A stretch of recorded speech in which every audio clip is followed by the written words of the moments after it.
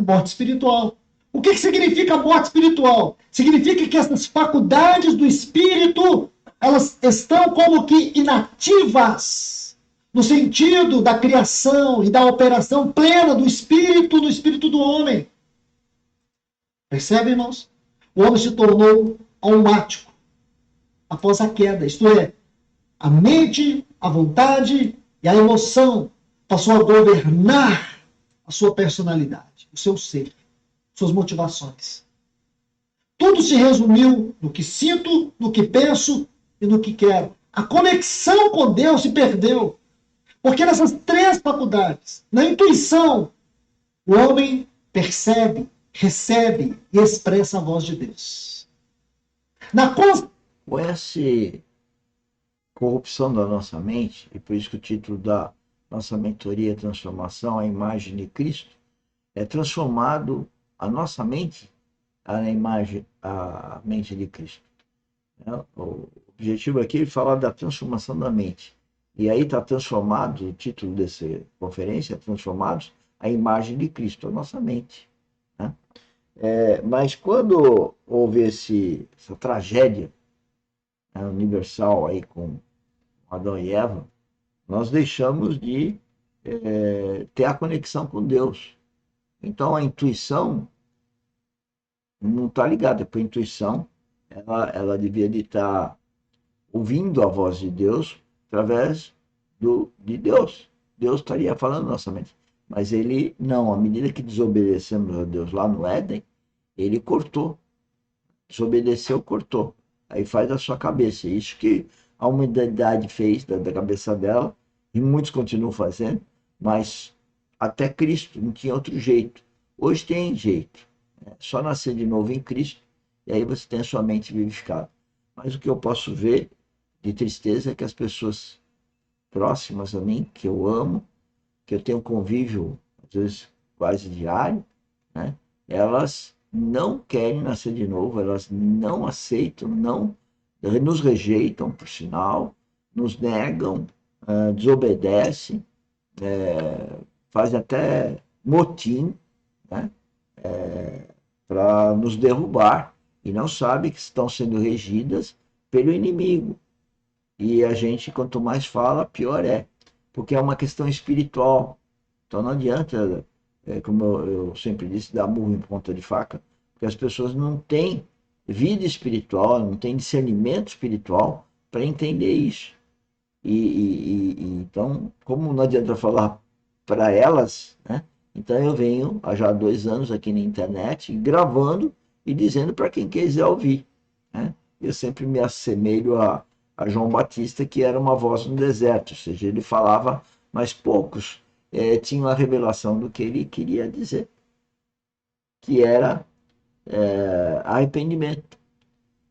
Era o arrependimento de não ter a mente sendo guiada por Cristo, de não ter a mente guiada por Cristo com a habitação do Espírito Santo. E esse é o transformados à imagem de Cristo. O Filho de Deus está sendo transformado à imagem de Cristo, que é o filho mais velho, vamos dizer, o que era unigênito, e agora passou o primogênito, filho mais velho. Consciência. Ele tem a realidade do sobrenatural e do natural, e opera por meio da mente. Percebe? E a comunhão é onde ele sente Deus, percebe Deus, onde Deus o habita, onde ele se relaciona. Quando a Bíblia diz que na queda, então, diz assim que na virada do dia, a presença de Deus percorria o jardim. A palavra presença ali no hebraico é peniim, de onde vem a palavra face. O quadro que nós temos ali é como se houvesse essa intimidade com a face de Deus.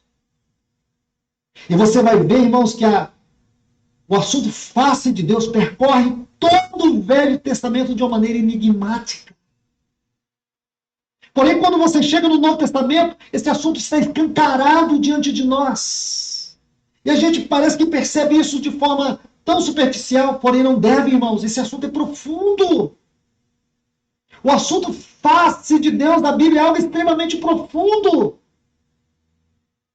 Porque é uma face que transforma caráter. Compreende, irmãos? E se você estudar todo o cenário que fala sobre a crucificação, a grande ênfase está na face de Cristo. Então, a Bíblia está nos revelando, o Luiz Fontes está nos revelando, eu estou revelando que a face de Cristo significa um relacionamento com Ele. E o relacionamento com Ele só pode ser possível com a habitação do Espírito Santo. E a habitação do Espírito Santo só é possível se houver um novo nascimento. E mesmo depois do novo nascimento, nós somos um nenê espiritual e não temos maturidade. Veja, se eu nasci de novo aos 19 anos, faça a conta.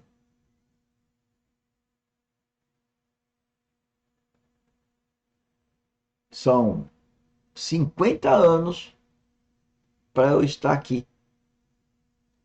E há 2 anos que eu falo publicamente e testemunho minha vida espiritual. Veja quanto foi infantil a minha vida espiritual. Mas à medida que eu amadureço, que eu me transformo à imagem e semelhança de Cristo, mais pancada eu tomo do mundo, através das pessoas que eu amo, que ainda não nasceram de novo.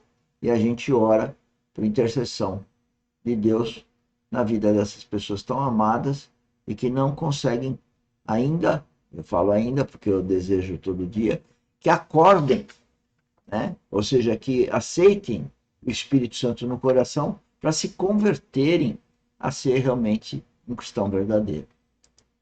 Compreende? Mas não é o assunto que nós vamos gastar tempo agora. Ora, irmãos e irmãs, o que aconteceu lá na queda?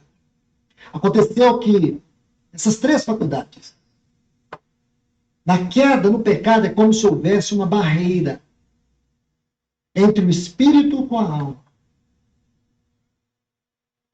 E agora, a consciência do homem, ela não tem como essas 3 faculdades, elas conectavam o homem com Deus, essa conexão se perdeu, então o homem se tornou espiritualmente morto. Seu desejo agora é para a sua satisfação, é para os seus sentimentos. Como o ser humano perdeu o contato com Deus, então ele vive sob o eu, sob a vontade dele. Ele está desgovernado do Pai Celestial. Está desgovernado do governo de Deus. Ele está se governando com, eu tenho vontade disso, eu quero aquilo, eu preciso de dinheiro, eu preciso pagar as minhas contas, todas as coisas do mundo, mas não está ligada na vontade de Deus. Mesmo orando o Pai Nosso, que fala para fazer a vontade dele, a pessoa religiosa fala de Deus, ora o Pai Nosso, mas faz a vontade dela. Portanto, é uma hipócrita. É para as suas emoções. Conseguiu entender agora o que está acontecendo com muitos de nós? Porque nós temos uma conversão, irmãos, que ela ainda está na esfera da alma e não na esfera do espírito. O espírito como se não estivesse vivo dentro de nós. Isso precisa ser questionado, irmãos. Nós não podemos ficar passivos nesse assunto. Nós temos que ser incisivos em mostrar para os irmãos que a conversão é a vivificação do espírito. Perfeito. Senão vamos pensar como aquele rapaz. Nós vamos achar, irmãos, que é normal eu viver a vida cristã de maneira muito restrita. Algumas reuniões, alguns momentos, mas eu não sou cristão na minha casa. Eu não sou cristão no meu casamento. Eu não sou cristão no meu trabalho. Eu sou cristão na reunião. Eu sou cristão no culto. Irmãos, isso não é cristianismo. Isso não é cristianismo. Eu vou dizer uma frase que eu repito nas redes sociais, que é assim: problemas não faltam. Aí tem reticência. Mas a gestão da vida cristã precisa ser capacitada.